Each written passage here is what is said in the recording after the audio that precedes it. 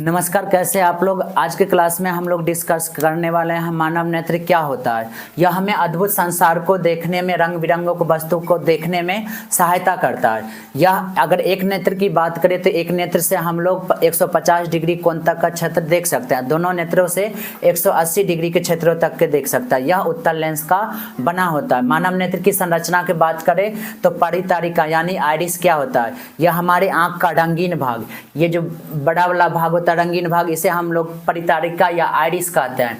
यह आंख में जाने वाले प्रकाश की तीव्रता को नियंत्रित करता है। यह रंगीन होता है और कई सारे अलग अलग व्यक्तियों का आंख परितारिका अलग अलग होता है। जैसे काला भी होता है, नीला भी और भूरे रंग का होता है।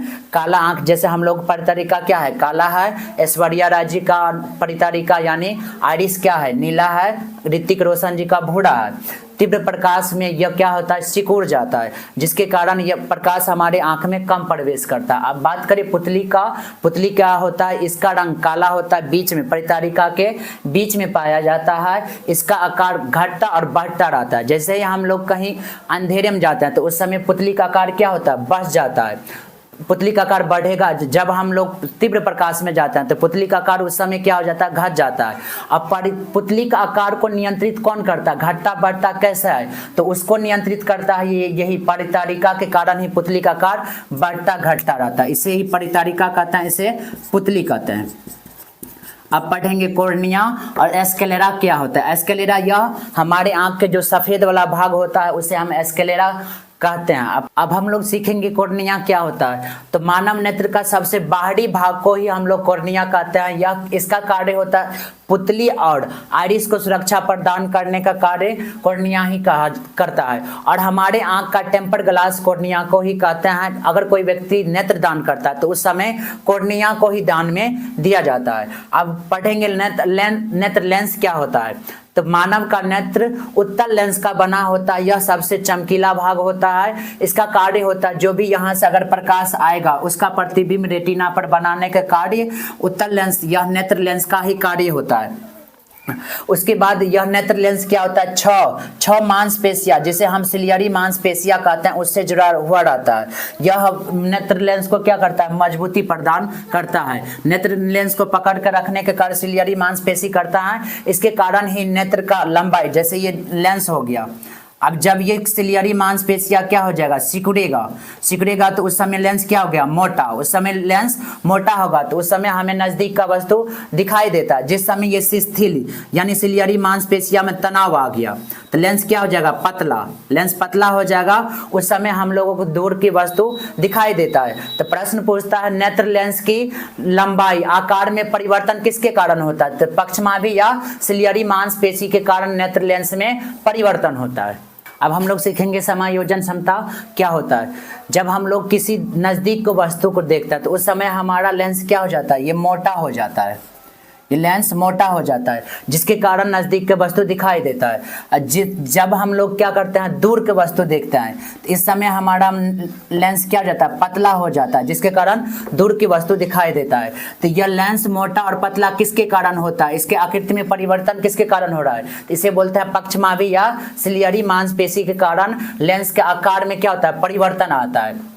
रेटिना, अपना रेटिना या दृष्टि पटल किसे कहता है, यह नेत्र का सबसे पीछे वाला भाग, इसे हम लोग रेटिना कहते हैं। रेटिना या दृष्टि पटल कहते हैं। किसी भी वस्तु का प्रतिबिंब रेटिना पर बनता है। यह यहाँ पर किसी भी वस्तु का वास्तविक उल्टा और छोटा प्रतिबिंब बनता है। उसके बाद बात करें दृष्टि पटल या रक्त पटल क्या होता है, तो यह रेटिना का सटा हुआ भाग, इसे हम बोलते हैं रक्त पटल। रक्त पटल कहता है। इसका कार्य होता है इसका कार्य होता है ब्लड को सप्लाई करना। अब हम लोग सीखेंगे नेत्रोध क्या होता है। यह परितारिका और लेंस के बीच में पाया जाता है। ये लेंस और परितारिका के बीच में नेत्रोध पाया जाता है। इसका कार्य होता है लेंस को सुरक्षा प्रदान करना। यह किससे बना होता है, जल, विटामिन और ग्लूकोज का बना होता है। इसी में लेक्राइमन नामक ग्रंथि पाया जाता है जिसे अश्रु ग्रंथि भी कहता है, जिसका कार्य होता है आंसू बनाना। अब अश्रु ग्रंथि से लाइसोजाइम नामक एक एंजाइम निकलता है जिसका कार्य होता है अगर कोई भी छोटा पदार्थ हमारे आंख में जाता है या कीट या पतंग उसे मार देता है। उसके बाद नेत्रोद या कचाव द्रव क्या होता है, रेटिना को रक्षा प्रदान करने का कार्य, इसमें जो द्रव भरा रहता है लेंस और रेटिना के बीच में, इसे कचाव द्रव कहते हैं। यह रेटिना का रक्षा प्रदान करता है। उसके बाद ये होता है दृक् तंत्रिका और प्रकाश, इसे ही प्रकाशिक तंतु कहते हैं। यह रेटिना के पीछे पाया जाता है, रेटिना के पीछे पाया जाता है। इसका कार्य होता है जो भी प्रतिबिंब रेटिना पर बना, यह क्या करेगा, विद्युत सिग्नल के द्वारा मस्तिष्क तक ले जाता है, मस्तिष्क तक ले जाता है और कार्पोरा पर पहुंच जाता है। कार्पोरा इसका व्याख्या करता है। मस्तिष्क का मध्य मस्तिष्क का भाग कार्पोरा होता है, जिसका कार्य सिर्फ होता है देखना और सुनना। तो कार्पोरा इसका व्याख्या करता है। उसके बाद बोलता है हाँ हम किसी को देख रहे हैं या ये वो है, उस कार्पोरा कार्य होता है व्याख्या करना। अब हम लोग सीखेंगे प्रकाशिक तंत्रिका, यानी दृक् तंत्रिका का दो भाग होता है। उसके दृक् तंत्रिका क्या होता है, यह दो प्रकार का होता है, शंक्वाकार और बेलनाकार। शंक्वाकार का कार्य होता है रंगों का पहचान करना। यह कुत्ता और बिल्ली में अभाव होता है, जिसके कारण कुत्ता और बिल्ली को सिर्फ काला और सफेद रंग का वस्तु ही दिखाई देता है। बेलनाकार इसका कार्य होता है प्रकाश की तीव्रता को नियंत्रित करना और प्रकाश की तीव्रता कितना हमारे आंख में आ रहा है वो बताना। दृष्टिबंध क्या होता है, जब हम किसी वस्तु को देखते हैं उसका प्रभाव हमारा दृष्टि पर 1/10 सेकंड तक रहता है, उसी को हम बोलते हैं दृष्टिबंध।